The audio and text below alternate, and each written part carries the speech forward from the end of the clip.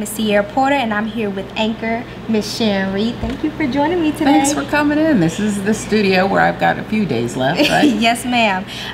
So, you know, you have a healthy obsession with becoming a world-class journalist. I mean, you're amazing at what you do. So, I appreciate that. You're welcome. So where did it come from?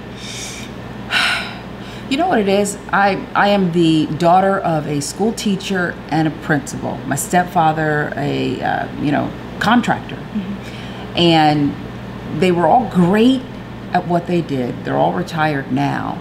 But they had limited choices because of the times, you know.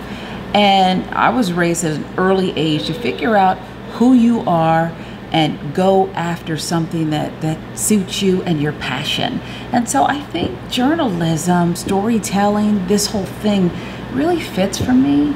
I am curious. It drives me crazy not to know. I immediately have to seek out that information, and that obviously lends itself, I think, to the craft. But as important as I think journalism is, I don't think that or what we do here, and I don't want people to take this the wrong way, is special. It's just not special, it's real. And I think when you can peel back the layers and just be super transparent, just tell people the truth, that can resonate with people. So I appreciate you saying, you know, that I'm after some world-class or high-caliber career.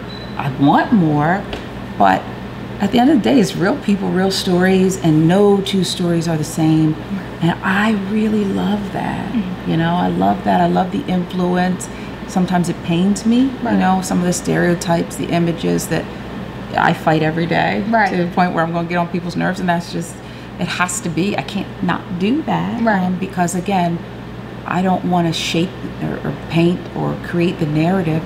I just want to talk about the truth, and you'd be surprised at how the stereotypes and all the layers, it just peels, it just beautifully falls away when you just tell the truth. Absolutely. So do you feel like your curiosity instilled journalism in you, or just wanting more for yourself?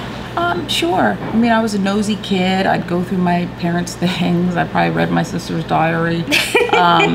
You know, I always had questions and was a deep thinker, kind of an introvert, you know, where I would sit alone in my room and just think and dream big.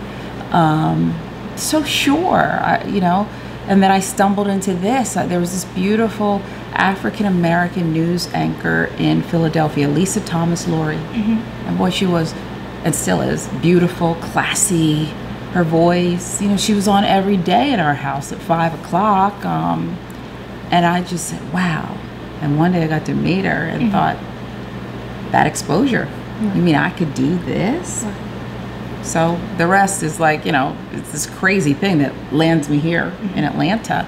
But yeah. Speaking of you being here, how do you feel like your leadership has rubbed off on others in the newsroom?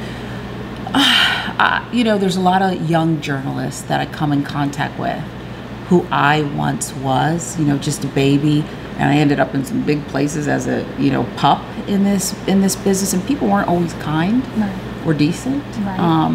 But some were, you know, and they were super hard on me, and they would craft the storytelling, and I would go to them and say, well, what about this? This is my assignment for today. How would you do it?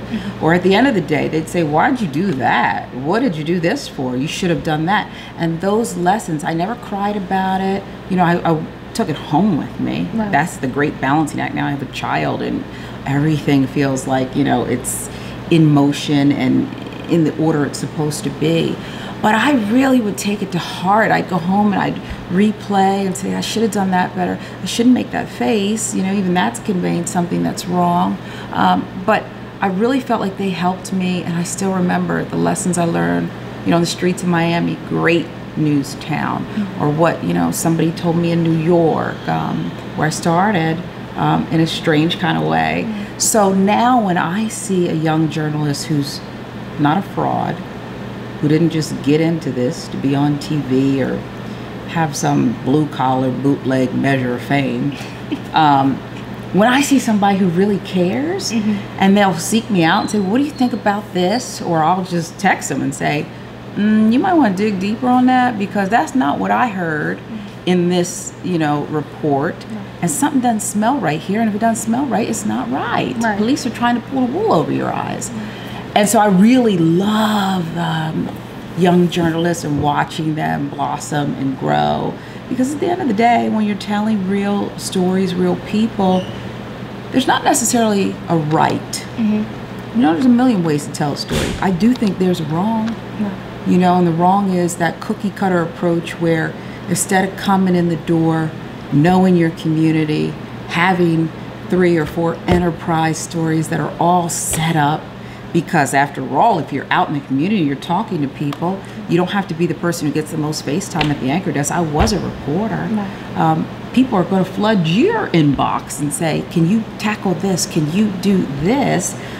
Those are the people I love, and I think that the ones that go out the door just, what's my assignment, and think 2 fires are the same, or 2 people who have lost, or, say in every story, the relatives will get some closure. What is closure when your family's been murdered? You know? Absolutely. So yeah, I hope that those lessons that someone gave to me, and I hope to share with other people, you don't have to take it, are well thought of.